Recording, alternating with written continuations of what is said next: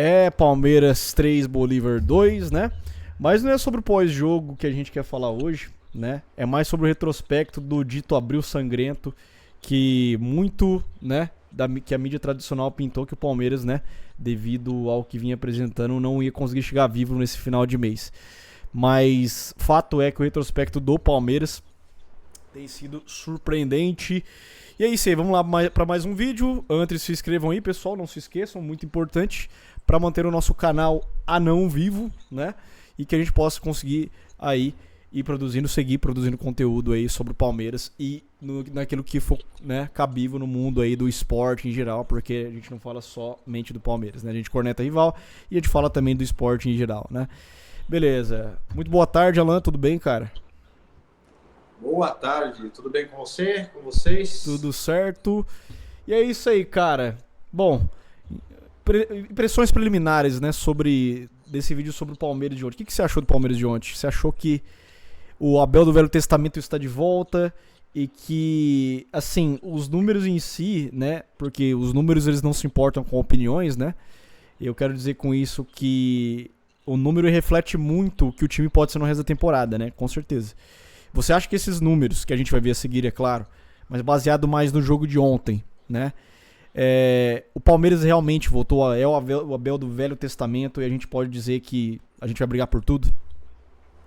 Olha, falando bem breve do jogo de ontem aí, né, um pós-jogo aqui, bem rápido. Palmeiras ontem, mais uma vez, aquela consistência, né, que tem sido a marca aí do time nos últimos jogos. Eu acredito que sim, acredito que voltou o Palmeiras, voltou aquele Palmeiras compacto, né, aguerrido, né, que saía fora de casa, a gente ainda brincava, né? A gente saía fora de casa e batia em todo mundo. E é o que está acontecendo, né? Essa sequência de vitórias aí fora de casa do Palmeiras aí é impressionante, né? É excepcional. E ontem mais um jogo difícil, na altitude sempre é difícil jogar. Palmeiras, no primeiro tempo, parecia que era o Bolívar que estava jogando na altitude, né? É E no, impressionante. sim, no segundo tempo o Palmeiras sentiu um pouco mais, né? O cansaço e seria natural que o Bolívar apertasse um pouquinho mais ontem, né? Só que mesmo assim o Palmeiras, após tomar o empate, foi para cima.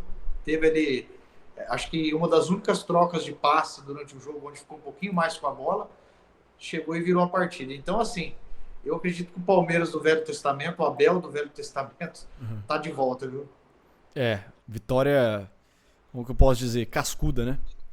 A vitória daquele Palmeiras cascudo que a gente tá acostumado, né? Só pra vocês terem uma noção, pessoal, né? Eu quero compartilhar com vocês aqui. Na fase grupo de Libertadores, gente, olha que absurdo isso, é sério. É por isso que eu falo. A gente tem que prestar muita atenção nos números, porque o Alan vai entrar com outros dados em relação, né, comparando com 2021, mas nas fases de grupo, cara, são 27 jogos, 23 vitórias, 2 empates e 2 derrotas, tá? Do Abel, desses 5 anos que a gente tá com o Abel Ferreira, né? Aproveitamento absurdo de quase 90%, né? 82 gols marcados e 20 gols sofridos. O time que tem esses números, o brasileiro que tem números próximos a esse, é o Grêmio, tá? E assim, e mesmo o Grêmio estando em segundo, tem um abismo aí ainda, entre o Palmeiras e o Grêmio, né? Pra vocês terem uma ideia dos números do Palmeiras. Mas o Alan vai trazer agora, nela, em relação a 2021 que você tinha falado antes. Quais dados são esses? Assim, uma questão interessante é que a gente está conversando em relação à volta do Palmeiras, que eu sempre cito aqui, né, que o Palmeiras de 22 voltou, aquele Palmeiras de 22, 21, que na minha opinião foi a melhor fase do Abel Ferreira no Palmeiras, e faz sentido por esses números, porque o Palmeiras está na sua 7ª vitória consecutiva fora de casa, igualou uma marca quase nesse mesmo período lá de 2021. Quer dizer, isso é uma questão muito simbólica, isso, que denota bem o que a gente vem falando dessa retomada do Palmeiras, dessa retomada do Abel, né? Sim. E aliado a isso, eu diria em relação do... Bom, você falou aí, né, de 2021.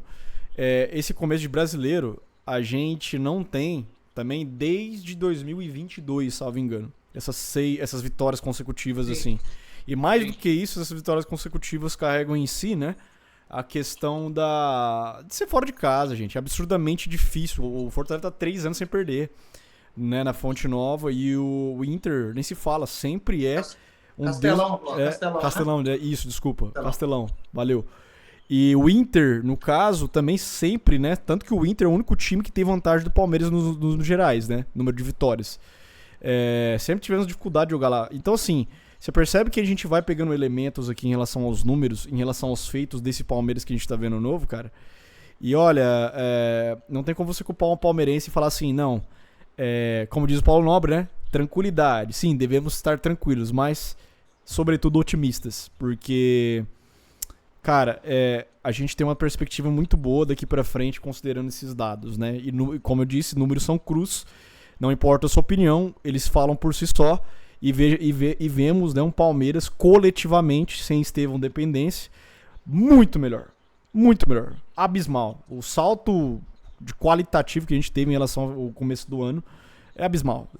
Parece outro time até, outros jogadores, né? Como a gente sempre brinca aí, e etc. Né? Outro dado não, né? Na verdade, agora é um retrospecto recente que eu quero trazer aqui pra vocês. Porque afinal de contas, né? Apelidaram até desse abril o próprio palmeirense, né? Porque o próprio palmeirense tem aquele core de ser o quê? Pessimista, né? E tudo bem, isso tá no nosso sangue, né?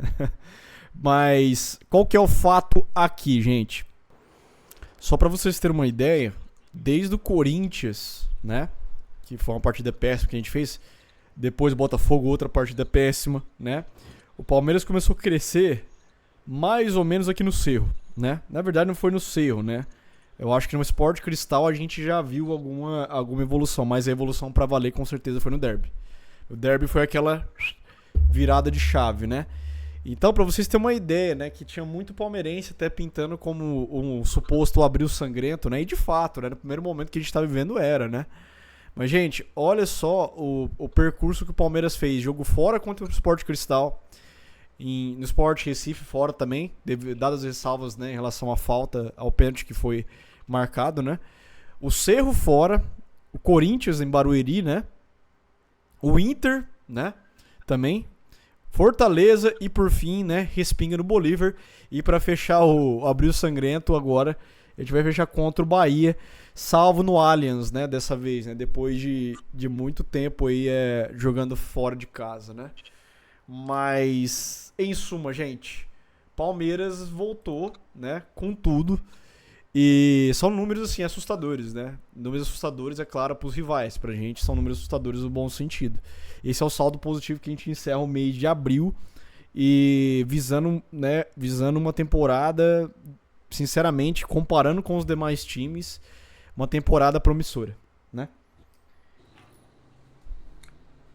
O Palmeiras, nesse momento, muito na frente dos adversários, né? A gente viu o próprio Flamengo aí jogando contra a LDU não conseguir desenvolver seu melhor futebol, né? Lá onde onde a altitude é bem menor do que lá na Bolívia, né? E não conseguiu desenvolver, né? Arrastou um empate assim bem apertado, né? E o Palmeiras, principalmente no primeiro tempo, já sobrou, né? Contra o Bolívar. Exatamente. Mas é isso aí. Bom, pessoal, comenta aí o que vocês acham do atual momento do Palmeiras. Vocês acham que o Abel vai manter esse sarrafo lá em cima? Acha que a gente vai conseguir aí um retrospecto de vitórias consecutivas significativo, né? Deixa seu like aí pra nós, comenta aí, ajuda bastante. E é isso aí, até um próximo vídeo, a gente se vê. Até mais.